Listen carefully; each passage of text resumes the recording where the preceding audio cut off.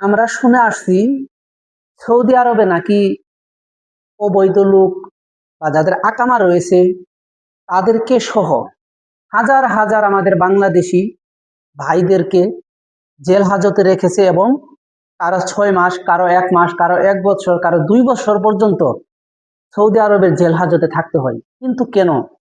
আজকে এই বিষয়ে মূল আলোচনা করব। আলোচনায় যাবার আগে আপনাদের কাছে আমার একটা অনুরোধ থাকবে, যদি আমার ভিডিওটি দেখে আপনার একটু ভালো লেগে থাকে তাহলে অবশ্যই চ্যানেলটিকে সাবস্ক্রাইব করবেন, পাশে থাকা বেল আইকনটিকে অন করে দিবেন, যাতে করে প্রবাসের সকল সত্য নিউজ সবার আগে আপনার কাছে পৌঁছে যায়।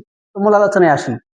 দেখেন, আমাদের বাংলাদেশ থেকে যখন একটা ভাই আসে তাদের ন্যূনতম 4 থেকে 5 লক্ষ 6 লক্ষ টাকা পর্যন্ত কিন্তু খরচ হয়। এই যে যে টাকা দিয়ে আসার পরে দেখা যায় তাদের কি হয়, 1 মাস 2 মাস পর তাদের আকামা লাগে না, তাদের কোম্পানি আকামা লাগায় না, বা অনেক ভাইয়েরা আছে তারা এসেছে ফ্রি বিষয় বা তারা এসেছে কোম্পানি বিষয় কিন্তু সাপ্লাই কোম্পানিতে এসেছে। তো সাপ্লাই কোম্পানিতে আসার পর কি হয়, দেখা গেল যে তাদের আকামা লাগে না।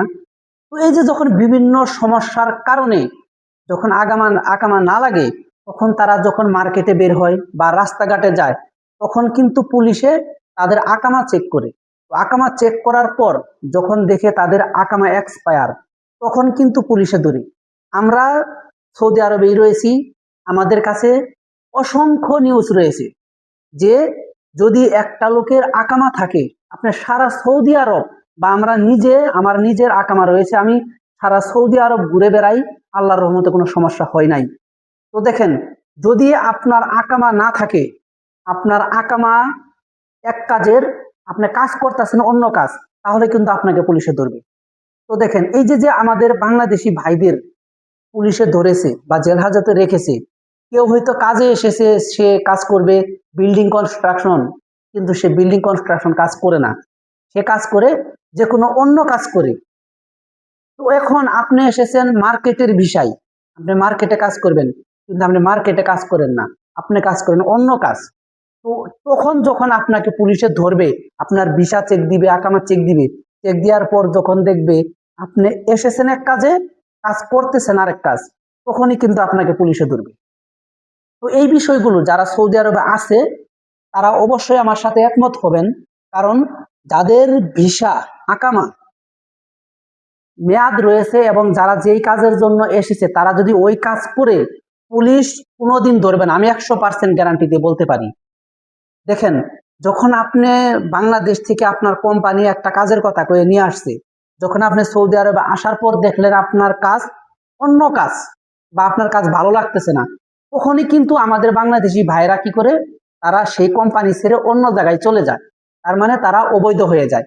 তো অবৈধ হয়ে যখন অন্য কাজ করতে যায়, তখনই কিন্তু পুলিশের হাতে কিন্তু তারা গ্রেপ্তার হয় এবং তাদের আকামা যখন চেক করে, তাদের আকামায় থাকে একটা, কাজ করে আরেকটা, বা আকামায় এক্সপায়ার, তখনই কিন্তু আপনাকে পুলিশে ধরে। তো দেখেন, এই যে যে আমাদের বাংলাদেশিদের একটা হয়রানি, তাদেরকে বাংলাদেশ থেকে নিয়ে আসে এক কাজের কথা কয়ে, দেয় আরেক কাজ। এবং এই যে যে কোম্পানিগুলা রয়েছে, কিছু কিছু কোম্পানি রয়েছে তারা বাংলাদেশ থেকে নিয়ে আসার পর তারা বেতন ঠিকই দেয় কিন্তু আকামা লাগায় না। তো এই যে যখন আকামা না লাগায়, তখন একটা শ্রমিককে কিন্তু তার মার্কেট করতে যেতে হবে, বাজার ঘাট করতে হবে। তো এই যে যখন রুট ঘাটে সে বের হবে, তখনই কিন্তু তাকে পুলিশে ধরে। এইভাবে কিন্তু আমাদের বাংলাদেশিদের পুলিশে ধরে এবং তাদের বিভিন্ন মেয়াদে তাদের কিন্তু জেল খাটতে হয়। তো কারো কারো আছে 1 মাস জেল খাটে, 15 দিন জেল খাটে, কারো কারো 6 মাস জেল খাটে, এমন আছে 1 বছর পর্যন্ত কিন্তু আমাদের বাংলাদেশি কর্মীদের সৌদি আরবে জেল খাটতে হয়। তাদের বিভিন্ন অপরাধ অপকর্মের কারণে জেল খাটতে হয়। এখন আপনারা যারা বলেন যে সৌদি আরবের নিয়ম কানুন সঠিক নেই, আকামা থাকার পরেও তাদেরকে পুলিশে ধরে, এটা আপনি ভুল তথ্য দিচ্ছেন। কারণ আমরা সৌদি আরবে আছি এবং হাজার হাজার সৌদি আরব যারা প্রবাসী রয়েছে, লাখ লাখ প্রবাসী রয়েছে, যাদের বৈধ আকামা রয়েছে, আকামা অনুযায়ী তারা কাজ করতেছে, তাদের কখনোই পুলিশে ধরবে না। তো আশা করি আজকে আপনারা এই বিষয়টি নিশ্চিত হয়েছেন যে যদি সৌদি আরবে আপনি যেই কোম্পানিতে আসছেন, আপনাকে যে কাজের কথা কয়ে নিয়ে আসছে, সেই কাজ যদি দেয়, আপনার আকামা যদি থাকে, তাহলে পুলিশ আপনাকে কখনোই ধরবে না। তো আশা করি আপনারা এই ভিডিওটি অবশ্যই আপনার কাছে ভালো লেগেছে। যদি ভালো লেগে থাকে অবশ্যই চ্যানেলটি সাবস্ক্রাইব করবেন। আজকে এ পর্যন্তই। আল্লাহ হাফেজ।